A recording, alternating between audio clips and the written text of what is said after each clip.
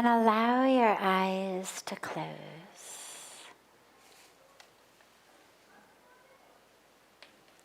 And allow yourself to really fully arrive here to this moment, here to this breath.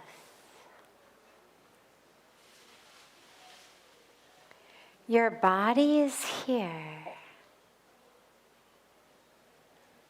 but where is your awareness?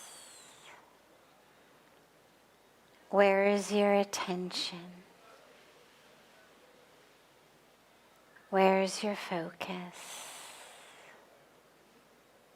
Let all of that come here too,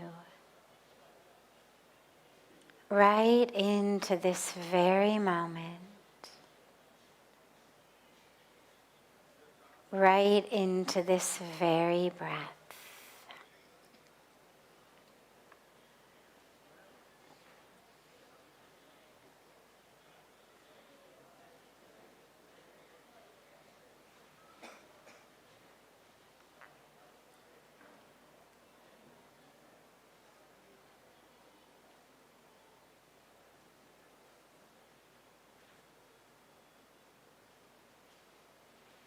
As you exhale, on each exhalation, just allow yourself to drop deeper and deeper into the core of your being. Just let go with each exhalation. And allow yourself to drop into this very moment, into this very breath, and into the very core of your being.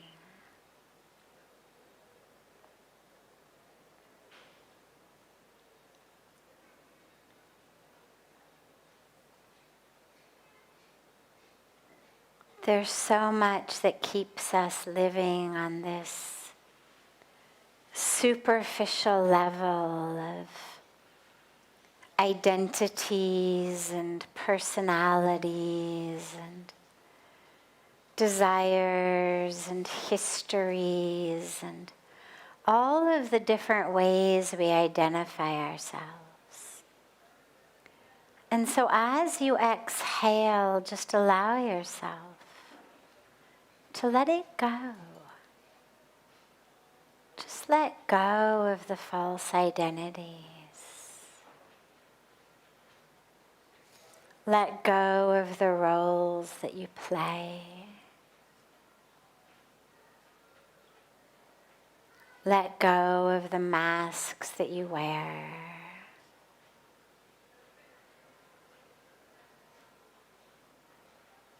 Let go of the drama that you tell yourself about who you are and what the world is.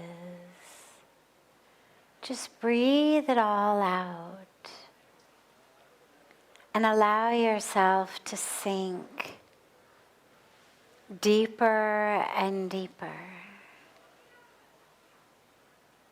and freer on each exhalation.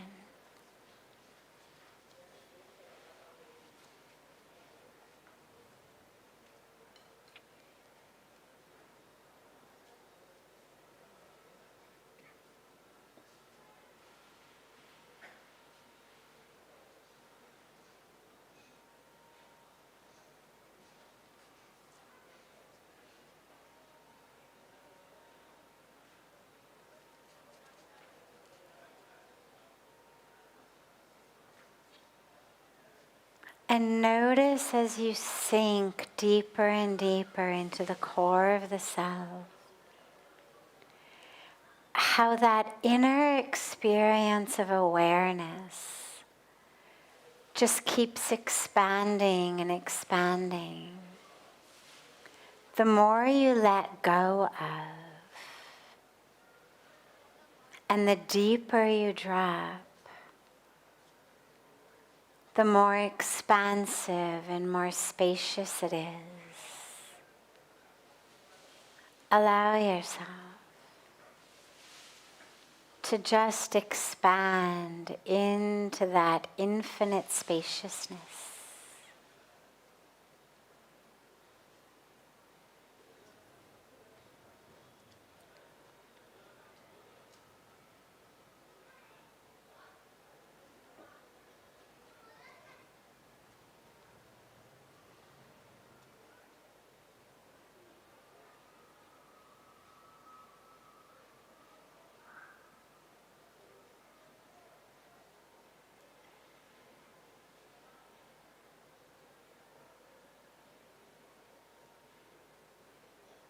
If the mind wanders, if you get distracted by sounds or sensations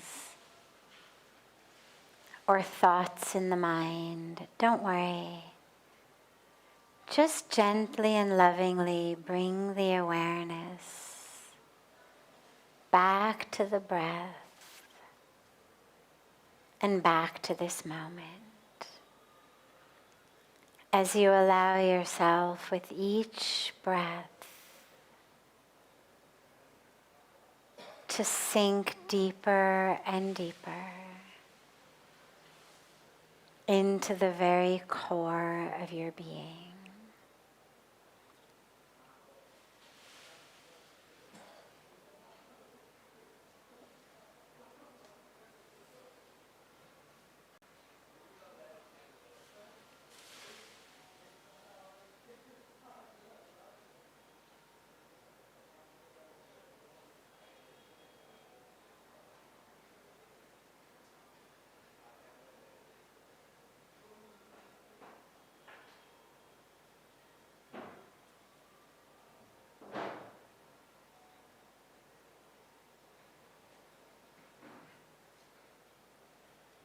Slowly and gently, bring the palms of the hands together at chest level in Namaste, and gently rub the palms of your hands against each other.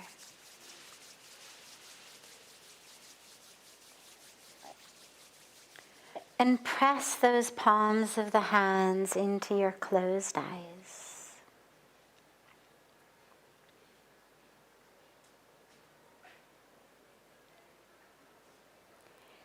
Slowly lower the hands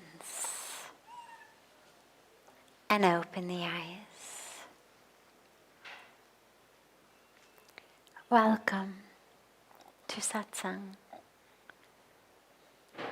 So beautiful to be together with you all. Welcome to those of you joining us for our special New Year's retreat. Beautiful welcome to you all.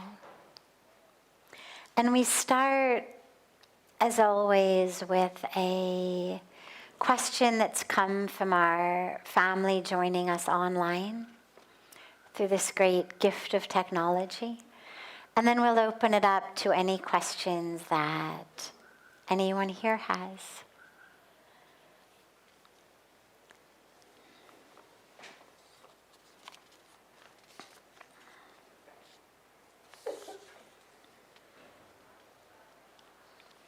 How can I be happy?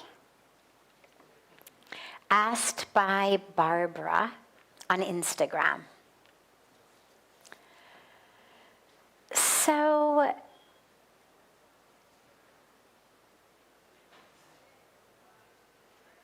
it's such an interesting and tragic in many ways situation, because we've complexified, if that's a word, if not I've just made one up,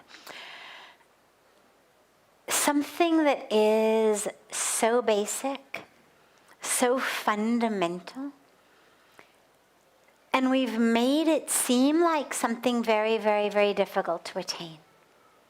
It's essentially like saying, how can I be human? How can I breathe? Happiness is the core of who we are. And if you doubt that, look at children. The younger, the better. What do they need to be happy? Look at babies. What do babies need to be happy? Assuming that their basic needs are met. Obviously, when we say happiness is our birthright and our core nature, that doesn't include if we've been subject to horrible abuse or violence or, something that would absolutely change the nature of who we are. But assuming that children's bellies are full, assuming their diaper has been changed, assuming that they're not super overtired, what do they need to be happy? Their own toes? I mean, literally. Put a kid on their back, and as long as they're fed, they will play with their own toes endlessly. You give a kid a birthday gift or a Diwali gift or Christmas gift or Hanukkah gift, whatever holiday you celebrate. And when the child is young, what you'll always see is they're so excited by the box, the wrapping paper, the bow. And it's always the adults who keep saying, no, that's not the gift. Open it. The gift is inside. That's just the box. The kid is very happy with the box. It's our adult minds that teach them the box is nothing, the gift is inside. So children need almost nothing at all. Certainly nothing expensive, certainly nothing from outside. Once their basic needs are met, they need nothing else to be happy. The dilemma with us is that as we grow,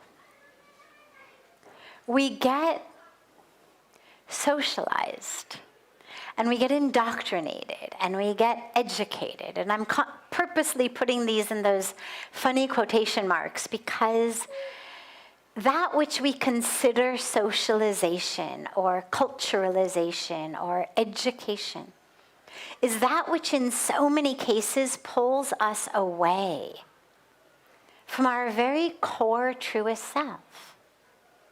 We're the ones who tell our kids, A- isn't good enough. Why didn't you get an A+? Or B isn't good enough. Why not an A? Second place isn't good enough. Why aren't you first? Your cousin is first. Your brother is first. Your sister is first. We are taught to be unhappy with what we have. Very deliberately. I used to volunteer when I lived in America. I used to volunteer at the Special Olympics, which is the Olympics for children who are handicapped. And they do something very beautiful there. In the normal Olympics, you've only got first place, second place, third place. Blue ribbon, red ribbon, and whatever color third prize is, I can't remember.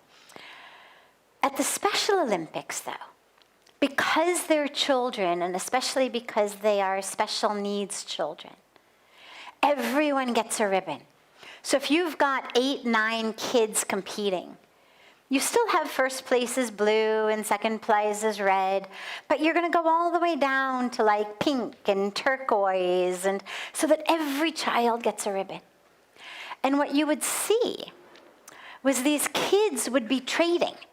So you'd see one child with 5, 6 blue ribbons, all first places.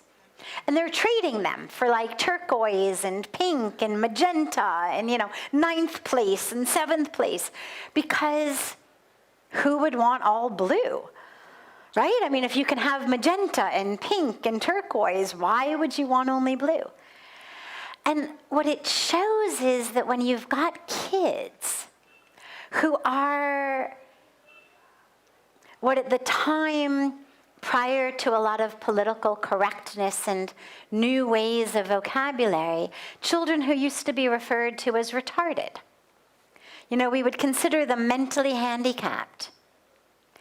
But actually, there was something so much more mature and beautiful about it. But when you take kids who haven't been cultured, socialized, educated in the way that the normal kids have been, they're not all dying to get blue ribbons. In fact, the one with the most variety of colors is the one who's, most envied. Oh, you've got magenta and pink, wow. And it was such a beautiful way of re-understanding competition and how there isn't something innate in us, but that we have to be taught. If you're not first, you should be unhappy.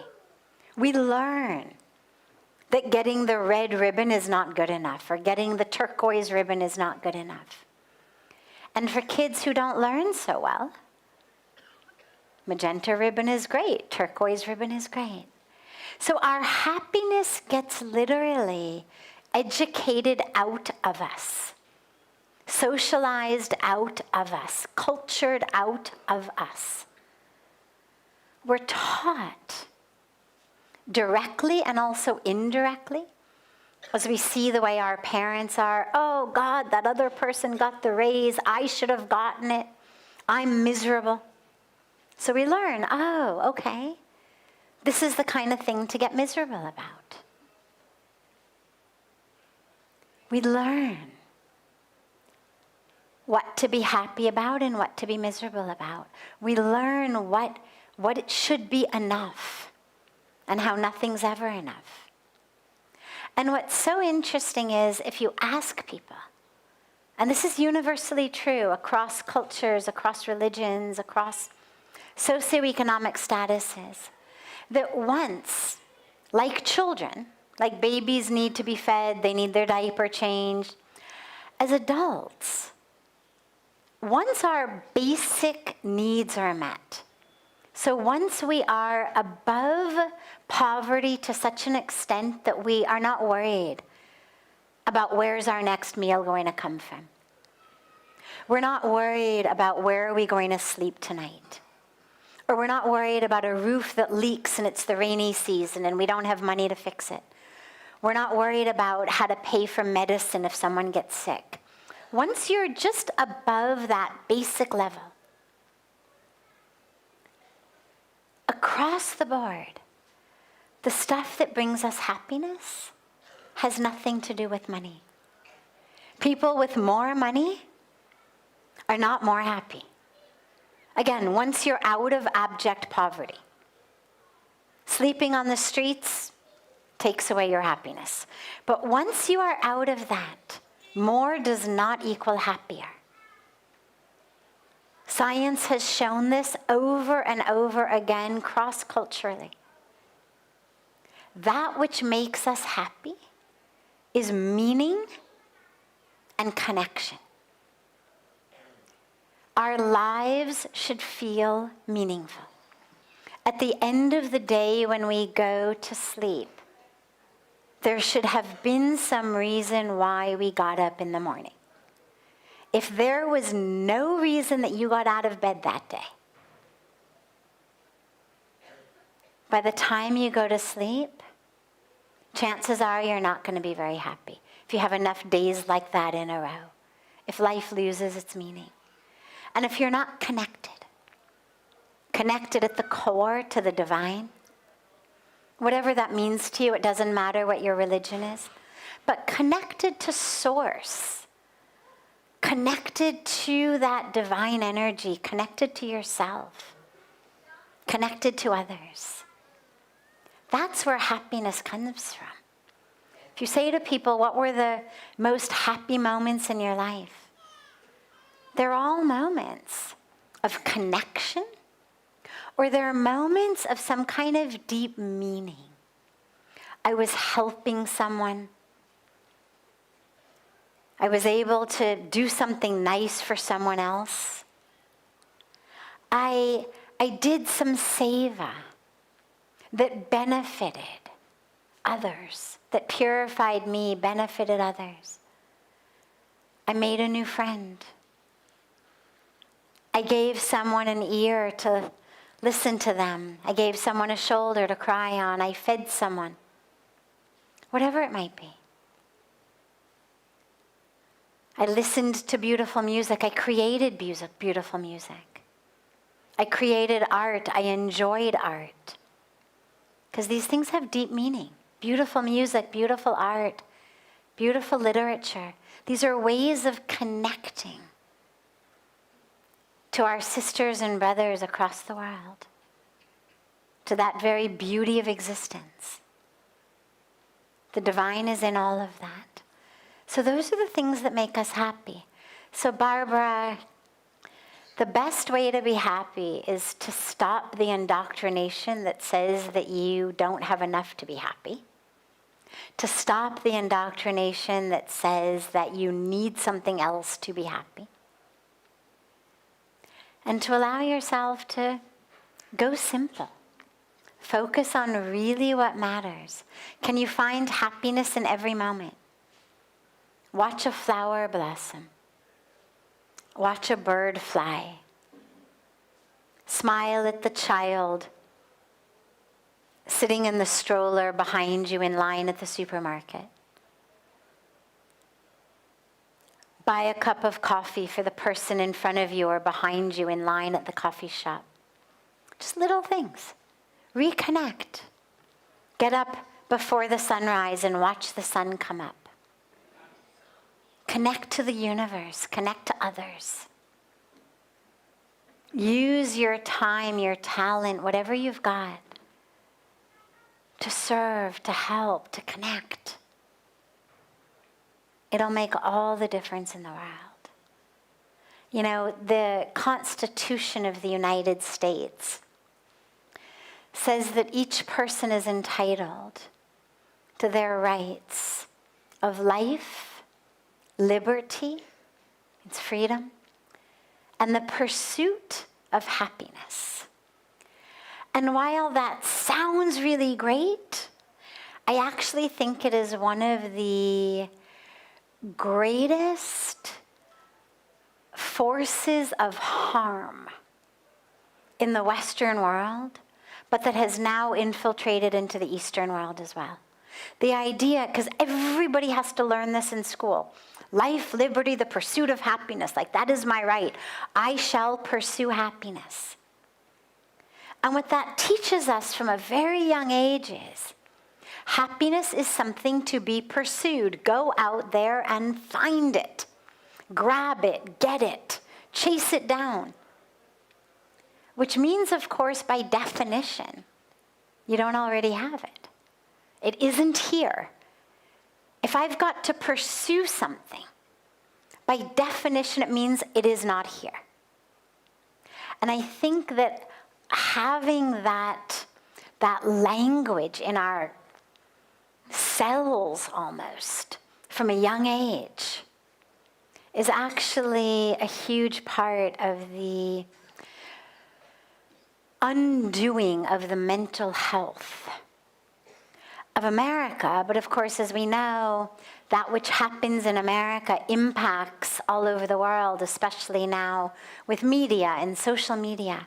And I think this idea that happiness is something to be pursued has got us all literally chasing our own tails, but in a situation where we'll never be able to catch it. Because as long as you're running, you can't be here. And happiness is only here. So if I'm running after something, I cannot be here enjoying it. Which creates a situation where by definition we'll never be happy. Which of course makes us fantastic consumers. Because if I'm not happy, I need to buy something to become happy. But I think it's a severe injustice to the hearts and the minds and the lives of people. So if I ever had the power, I would rewrite at least that part of the Constitution. Other questions? Yes. Come, there's a mic here. Come.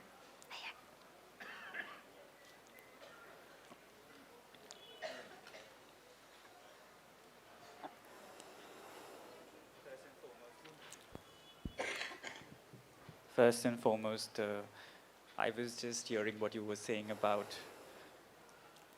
winning back your power during the Aarti. And it was quite a revelation. And I do thank you for that.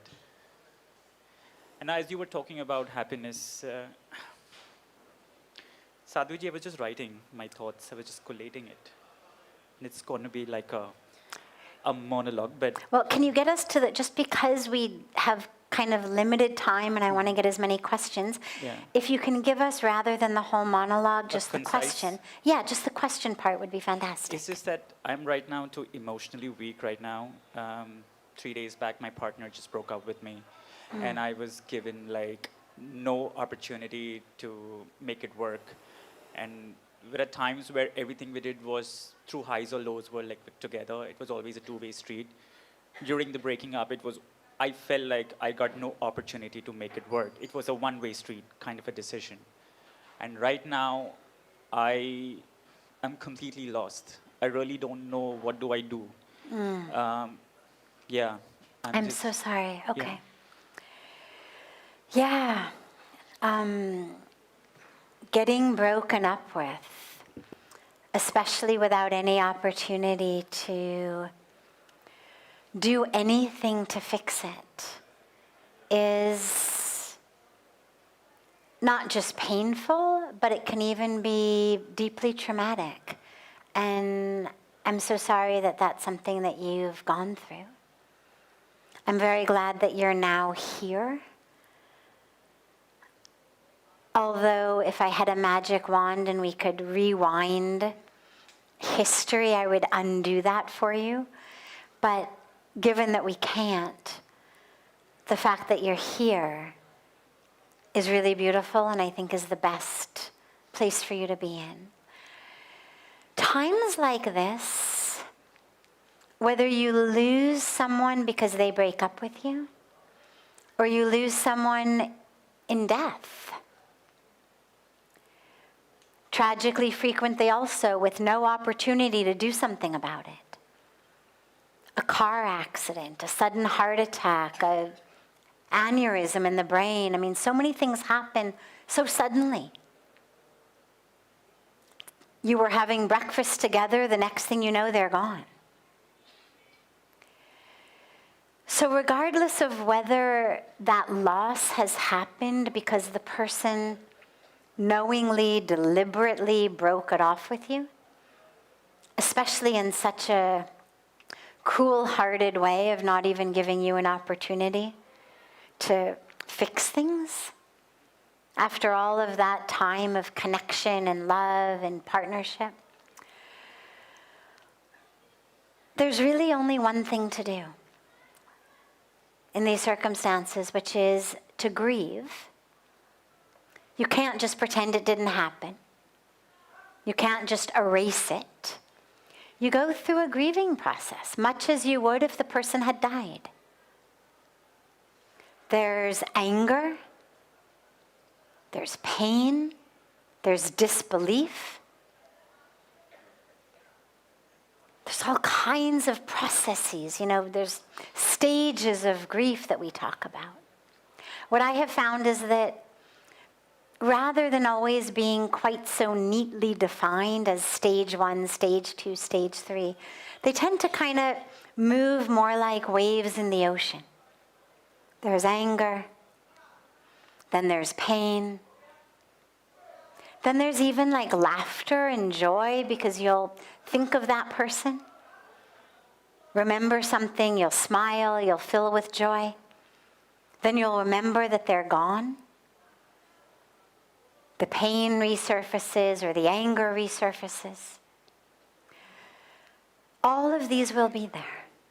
And you've got to just let yourself be open to that. There will be times where you want to punch them. There will be times where you want to just fall at their feet and cry and beg them to take you back. There will be times where you hate them. There will be times when you hate yourself. There'll be times when you hate God. It's all part of the process. Just allow it. There's no right way to grieve. There's no right timeline. But allow yourself to go through that process, because otherwise you won't be able to heal. And you will find another beautiful partner to walk your life's path with. But if your heart is closed, because that's the other thing that happens to us a lot when we lose, especially when it's through this kind of betrayal.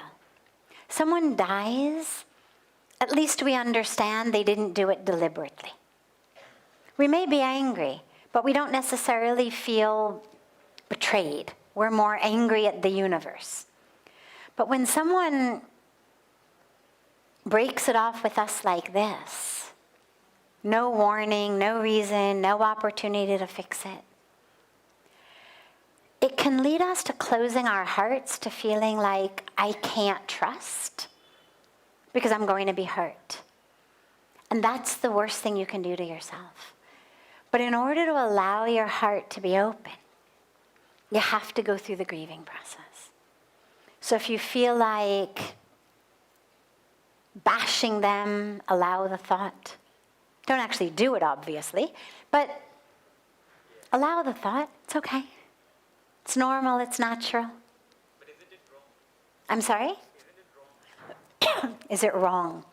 You know, thoughts are neither right nor wrong. The dilemma with thoughts, well, let me back up for a moment. One of the great boons, you can say, of Kali Yuga, and this was not true in other yugas, but one of the great boons of Kali Yuga, because the universe knew that we were going to be in trouble in Kali Yuga. Darkness, ignorance. And so one of the boons of Kali Yuga is you do not get negative karmic fruits for bad thoughts as long as you don't act on them.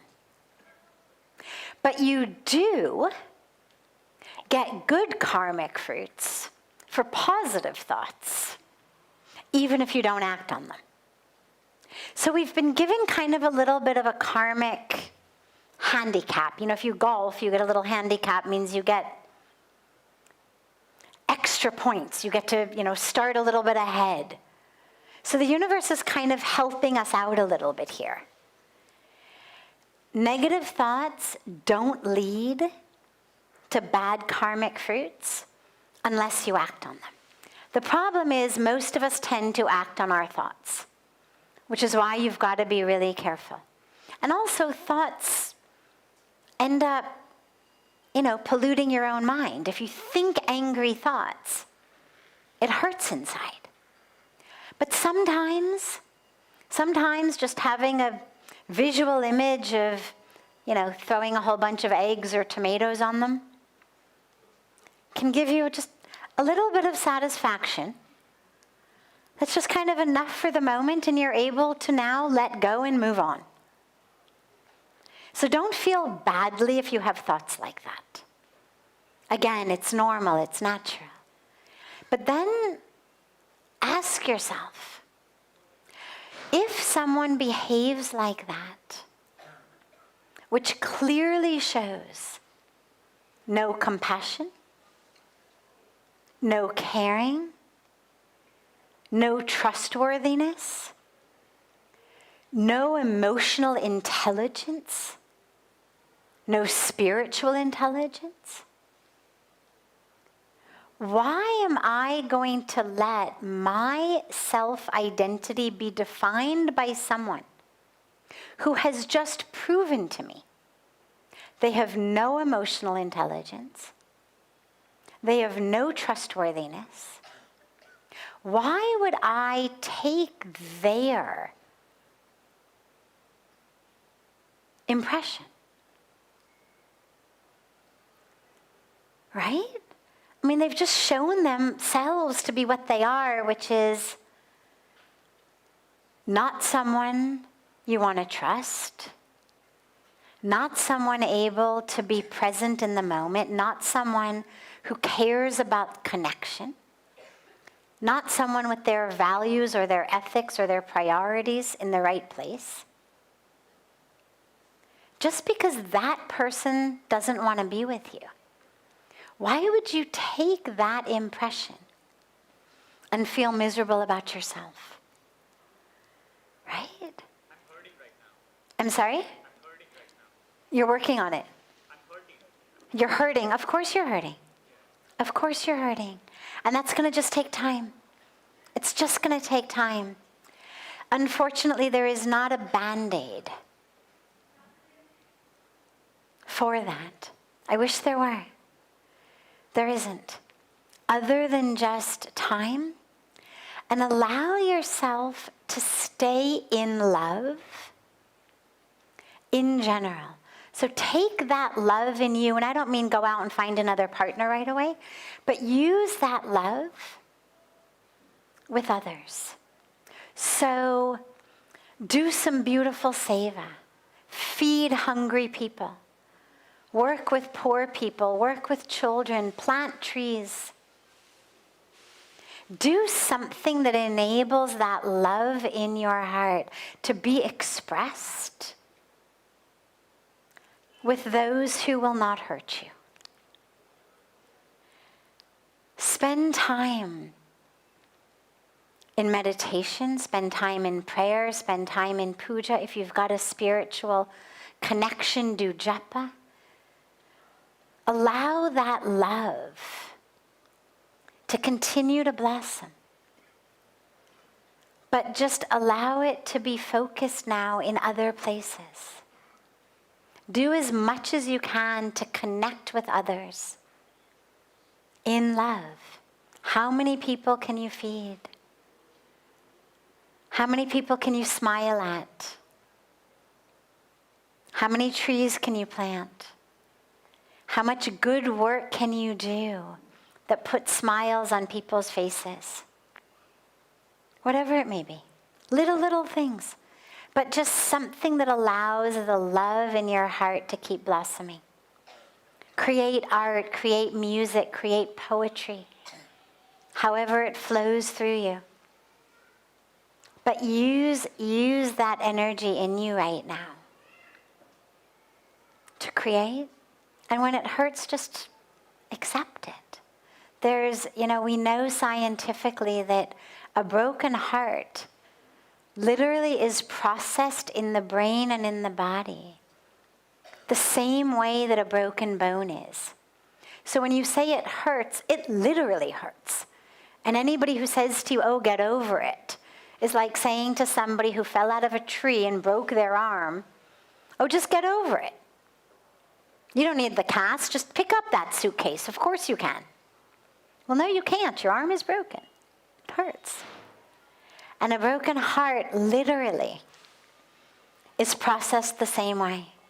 So the same compassion and care and love and tenderness that you would give yourself with a broken arm or a broken leg, give it to yourself now.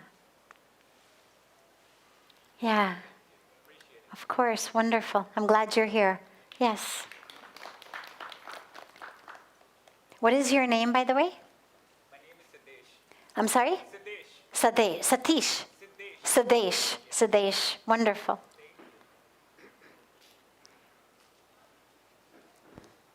Hi, my name is Said.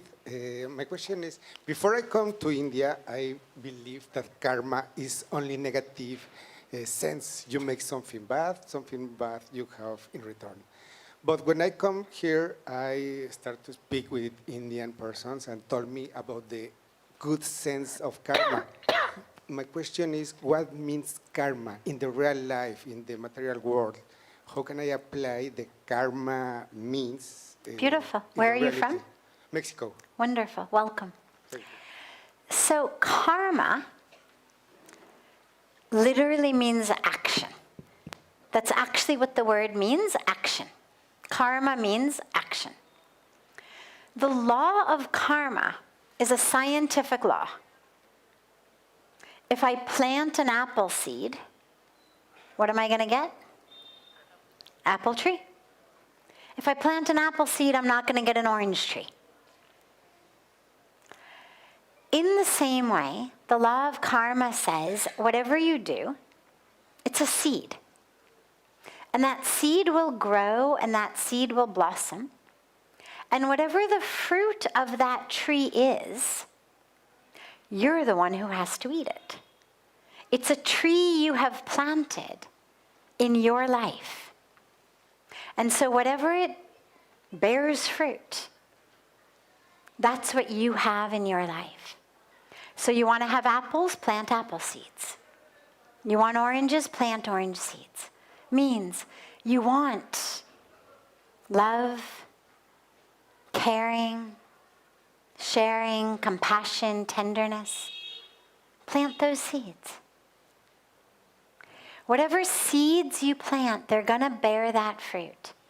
Now, karma also, though, most fruit trees take only a few years to grow. Vegetables, a few weeks. You plant broccoli now, you'll have it in a few weeks. Plant an apple tree, a few years. But karma sometimes takes lifetimes.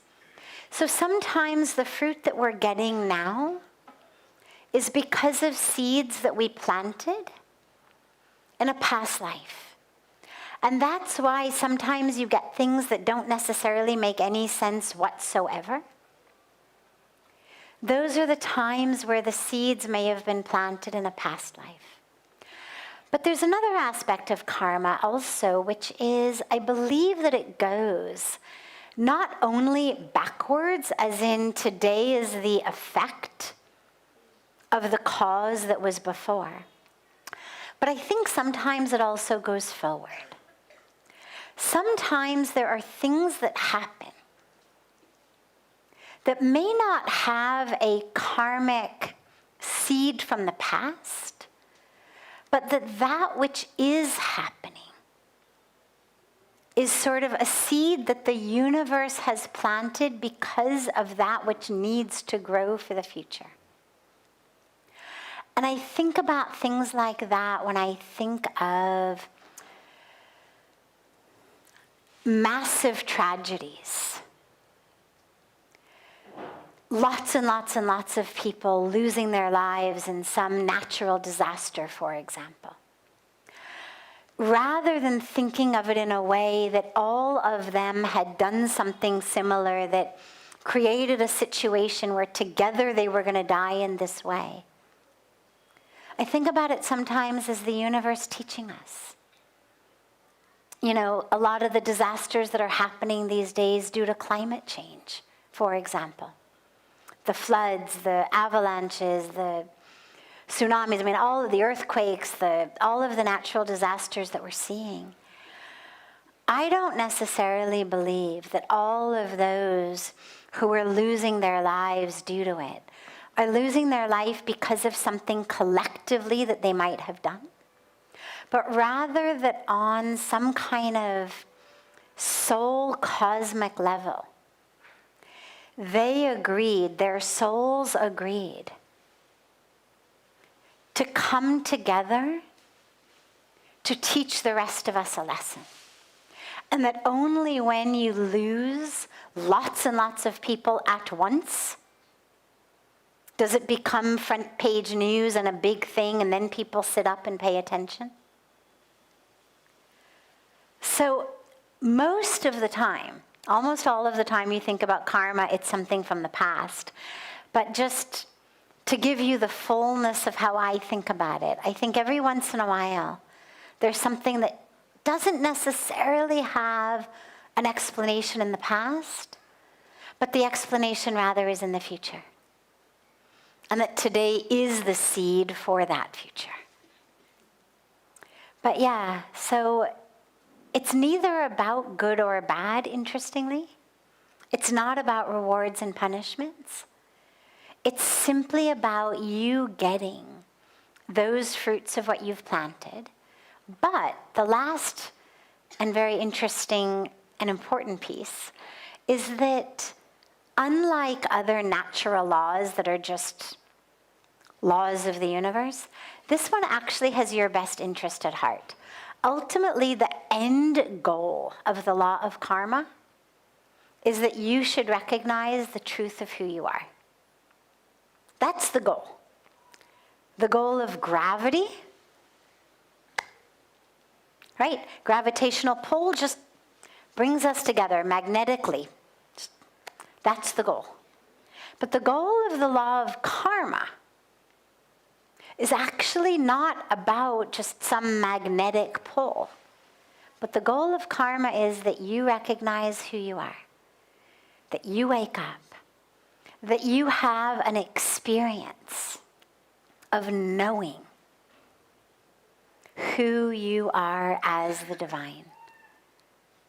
And so we go through this karmic journey, planting seeds, getting fruits, doing actions, having consequences, until we finally learn, as Krishna explains so beautifully in the Bhagavad Gita, that we are not actually the ones who are doing.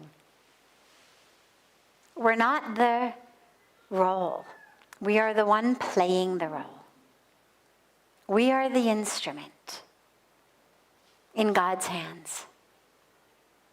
And this is a cosmic drama. And in this particular nanosecond moment, intersection of time and space, your role in this karmic, cosmic drama is this. But that isn't really who you are. Like a good actor, even just during a few decades of a career, plays hundreds of roles.